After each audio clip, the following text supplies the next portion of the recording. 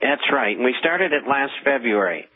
So we got a recovery that doesn't exist. We got the Treasury and the Fed in serious trouble. We could be rid of the Fed by the end of the year. That could happen. We're looking at real inflation right now at 8.25%. It'll be over 14% by the end of the year, just what's in the pipeline. We're looking at 22.5% real unemployment. In John Williams' figures, 22.7%. It'll be 25% by the end of the year, even with the stimuli that's in the economy. And I think the president's going to get another $400 or $500 billion to stimulate the economy going into the election. And so that's going to create even more inflation. Gold and silver, they've had their correction. That's normal. And they're going to go higher again. It's the only safe place to be with your money.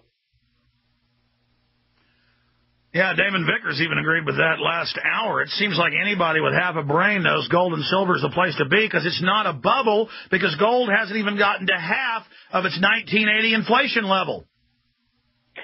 I buy every 2 or 3 weeks. Believe me. And you people out there should be doing the same thing. And if you're not, you just don't get it.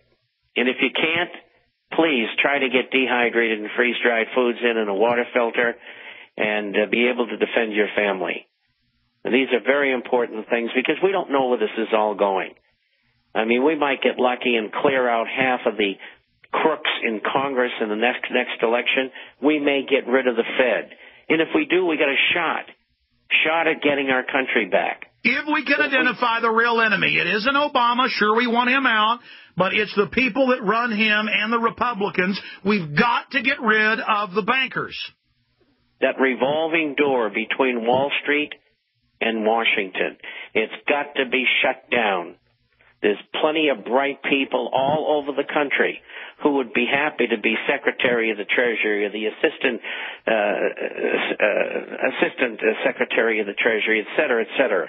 We don't need Wall Street running our country. And once you've identified the bankers and how they wreck things by design, when we kick them out of power and they try to sabotage the economy and we have evidence, we just send the FBI march in to arrest them. Give them the frog work, that frog walk they call it. And let's put them away where they belong. I mean, you know, they take kids who got too much dope that they're selling and give them 10 years.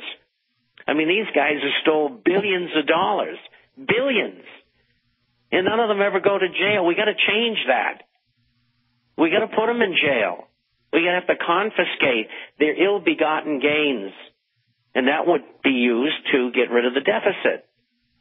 And instead, the bankers are now positioning for excise taxes and sales taxes, and they have Glenn Beck and all the other Fox people saying the conservative thing is more taxes. Talk about a bait and switch. Yeah, well, it's not more taxes, it's less spending. And it's purging the system. Von Mises, von Hayek, Rothbard, that's the answer. Classical economics. Let's bite the bullet. Let's tell the people the truth. Let's tell them what these people have done to us. And let's suffer for 4 or 5 years when we could have only suffered for 2. But now we're going to have to do 4 or 5 years. And we got to pick ourselves up as Americans and make our country work again and get rid of these dreadful people. It's like getting off of booze. If you're drinking a half gallon of whiskey every day, it's going to hurt when you quit it. But if you don't quit it, it's going to kill you. Well, at the rate we're going to see real estate prices, residential, down another 10 to 20% this year. You should see what's coming down the line in these option arms. The amount of money is 3 or 4 times what it was in these subprimes. On top of that, you have all of these homes that are in inventory that the banks won't put on for sale because there's too many of them out there. And it goes on and on. Commercial real estate, the banks will not lend to really good bona fide people who have bought these buildings because they've been told by the Fed, don't spend any money. Lending was down about 18% last year. by banks, 90% of which went to individuals and businesses, small and medium-sized businesses, that make up 70 to 90% of all the jobs out there. So you're not going to see any job recovery because the banks aren't going to lend because they want to stay in business, and that's the way it's going to be. Absolutely. Let's go to Jason in Colorado. Jason, thanks for holding. Go ahead. Hey, good afternoon, gentlemen. Two real quick points. And I'm sorry this actually came to mind during Damon Vickers' segment, but the first, I can agree with some of the points Damon brought up, and certainly we do have problems worldwide, but what needs to be realized is that they are solved through inspiration of behavior, not controlling behavior. You do that and bad things start to happen.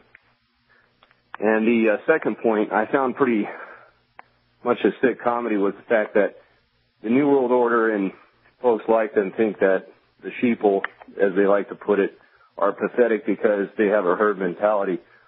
Well, I submit to them that they actually have a herd mentality as well, in the fact that they all coalesce around fear, trying to control everybody else, and trying to control the truth. And all right, let me get a comment on that, Jason, from Bob Chapman. Bob? Well, they're not controlling the truth. They're creating the truth. And that's part of this propaganda, information, disinformation, and this whole thing that's been going on since the 1930s in America. And it has in other countries as well. Germany used it during the war very effectively. And so what has to happen is that we have to take away from them their ability to do that.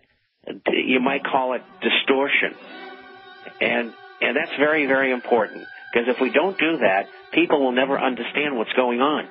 The elites just rationalize all the things they're doing, and then most of the time actually work against what they claim their aims are originally. All right, thank you, Jason. Maury, Jeff, a few others will cram you in coming up. Then I've got the man from Able Danger, Lieutenant Colonel Anthony Schaefer, coming up. You don't want to miss this.